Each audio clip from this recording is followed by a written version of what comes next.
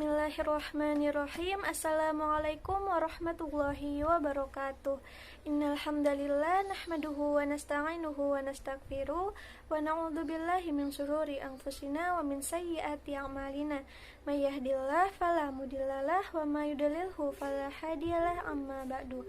Asyhadu an la ilaha illallah wahdahu la syarikalah wa asyhadu anna Muhammadan abduhu wa rasuluh la nabiyya ba'da. Halo teman-teman, perkenalkan nama saya Lailatul Fitri dan di kesempatan pada kali ini saya akan menjelaskan sedikit atau secara ringkas mengenai apa itu administrasi dan supervisi pendidikan. Nah, langsung saja kita mulai dari administrasi pendidikan. Apa sih administrasi itu? Secara etimologi, kata administrasi berasal dari bahasa Latin yang yaitu ad yang artinya ke dan ministrar yang artinya melayani, membantu, menunjang untuk pencapaian tujuan sehingga benar-benar terjadi. Nah, selanjutnya kita lihat pengertian administrasi menurut beberapa ahli. Yang pertama menurut Siagin pada tahun 1986. Beliau mendefinisikan administrasi sebagai keseluruhan proses kerjasama antara dua orang atau lebih yang didasarkan atas rasional tertentu untuk mencapai tujuan yang telah ditetapkan sebelumnya. Dan selanjutnya menurut Nur Hadi pada tahun 1983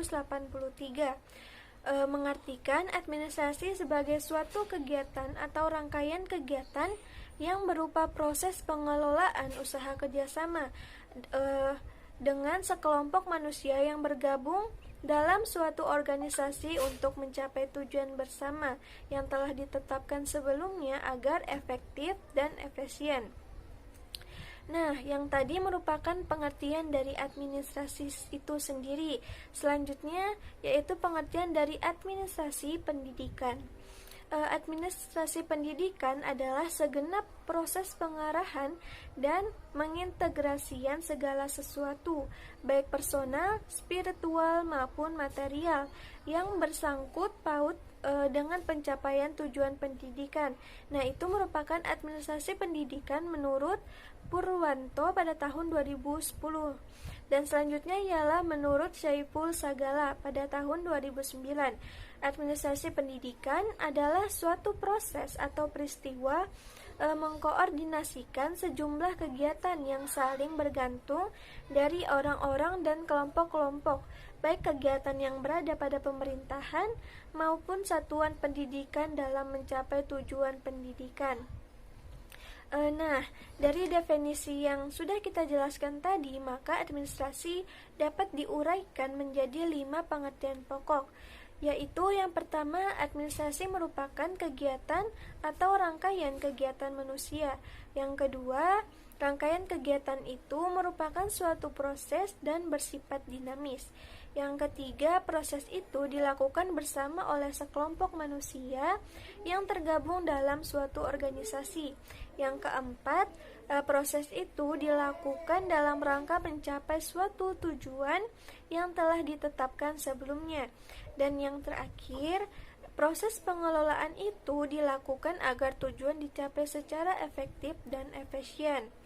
Nah, sekarang kita lanjut ke materi selanjutnya, yaitu pengertian supervisi dan supervisi pendidikan. Yang pertama yaitu pengertian dari supervisi itu sendiri. Secara etimologis, istilah supervisi diambil dari perkataan bahasa Inggris, yaitu supervision yang artinya pengawasan di bidang pendidikan. Nah, jika ditinjau dari sisi morfologisnya, supervisi dapat dijelaskan menurut bentuk kata.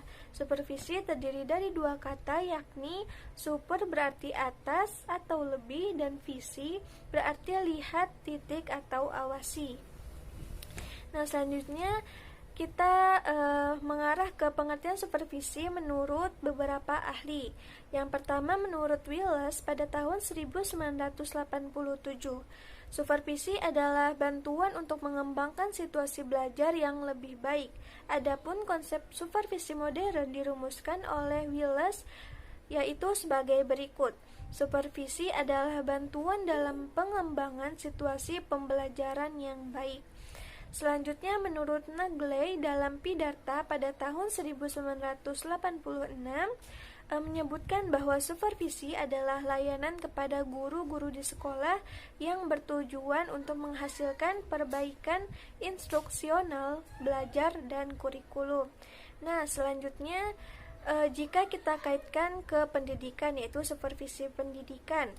Nah, dalam Ministry of Educational Republic of Turkey pada tahun 2002, pengertian supervisi pendidikan adalah kegiatan profesional yang dilakukan oleh kepala sekolah untuk memonitorir, mengarahkan, membimbing, dan mengevaluasi aktivitas dan kinerja guru di sekolah. Selanjutnya, menurut Satori DJ pada tahun 1996 menyatakan bahwa supervisi pendidikan juga dipandang sebagai kegiatan yang ditujukan untuk memperbaiki dan meningkatkan mutu proses dan hasil pembelajaran. Nah, mencermati pengertian supervisi pendidikan sebagaimana yang tadi kita jelaskan, maka dapat dikatakan bahwa umumnya supervisi pendidikan ditujukan kepada penciptaan atau pengembangan situasi belajar mengajar yang lebih baik.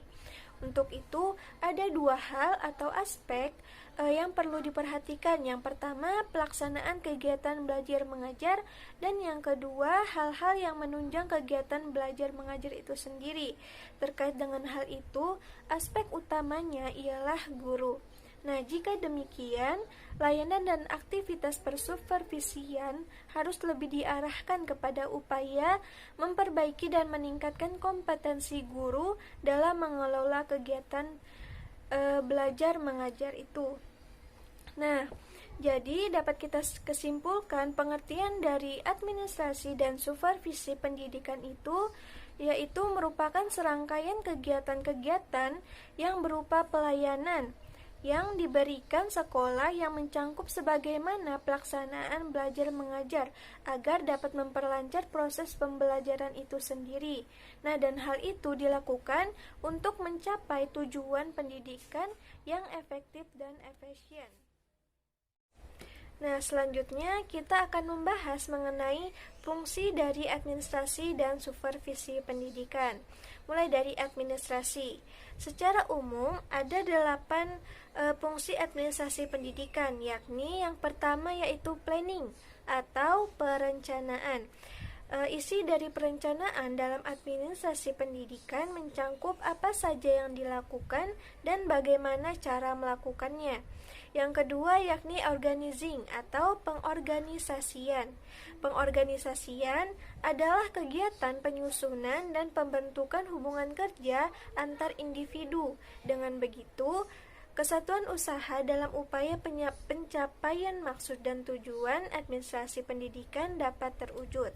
Selanjutnya itu coordinating atau koordinasi. Koordinasi merupakan upaya yang dilakukan untuk menghindari terjadinya kesimpang siuran dalam bertindak. Dengan kata lain, koordinasi adalah kegiatan yang membawa manusia, material, ide, teknik, dan tujuan ke dalam suatu hubungan yang harmonis serta produktif. Selanjutnya yakni communication atau komunikasi. Komunikasi merupakan hal yang sangat penting dalam pelaksanaan suatu program pendidikan. Aktivitas komunikasi ini mencangkup penyebaran dan penyampaian gagasan dan maksud baik secara tulis maupun lisan. Selanjutnya ialah supervision atau pengawasan. Dalam pelaksanaan program pendidikan tentu harus disertai dengan adanya pengawasan. Proses pengawasan program pendidikan harus dilakukan dengan teliti agar tujuan pendidikan dapat tercapai. Selanjutnya itu kepegawaian. Nah, fungsi kepegawaian sudah berjalan mulai dari proses perencanaan dan pengorganisasian. Dalam hal ini, administrasi pendidikan mengupayakan agar yang dipilih untuk menduduki jabatan tertentu adalah orang-orang yang punya kemampuan dan kapabilitas sesuai dengan jabatan yang diberikan. Selanjutnya budgeting atau penganggaran. Nah, budgeting adalah anggaran biaya yang direncanakan dan direalisasikan untuk pencapaian tujuan administrasi pendidikan. Dan yang terakhir ialah evaluating atau penilaian. Kegiatan evaluasi ini bertujuan untuk meneliti dan mengetahui efektivitas pelaksanaan proses keseluruhan organisasi dalam upaya pencapaian hasil sesuai program yang ditetapkan dalam kaitannya untuk pencapaian tujuan pendidikan. Nah, itulah beberapa fungsi dari administrasi pendidikan. Selanjutnya, kita beralih ke fungsi dari supervisi pendidikan. Nah, adapun fungsi utama supervisi pendidikan ditujukan pada perbaikan dan peningkatan kualitas pengajaran. Francis Jan maupun Ayer mengemukakan bahwa fungsi utama supervisi ialah membina program pengajaran yang sebaik-baiknya, sehingga selalu ada usaha perbaikan. Nah, baiklah, berikut beberapa fungsi dari supervisi pendidikan. Yang pertama, mengkoordinasi semua usaha sekolah. Yang kedua, memperlengkapi kepemimpinan sekolah. Yang ketiga, memperluas pengalaman-pengalaman guru. Yang keempat, menstimulasi usaha-usaha yang kreatif. Yang kelima, memberi fasilitas dan penilaian yang terus-menerus. Yang keenam, menganalisis suatu belajar mengajar. Yang ketujuh, memberikan pengetahuan dan keterampilan kepada setiap anggota staf. Dan yang terakhir, memberi wawasan yang lebih luas dan terintegrasi dalam merumuskan tujuan-tujuan pendidikan dan meningkatkan kemampuan mengajar guru-guru. Nah, baiklah teman-teman, mungkin hanya itu yang saya dapat jelaskan mengenai administrasi dan supervisi pendidikan. Semoga penjelasan ini dapat bermanfaat bagi kita semua, dan saya selaku pemateri memohon maaf jika terdapat kesalahan kata atau terdapat kesalahan dalam memberikan materi yang tadi itu. Nah, mohon dan kurangnya mohon dimaafkan. Wassalamualaikum warahmatullahi wabarakatuh.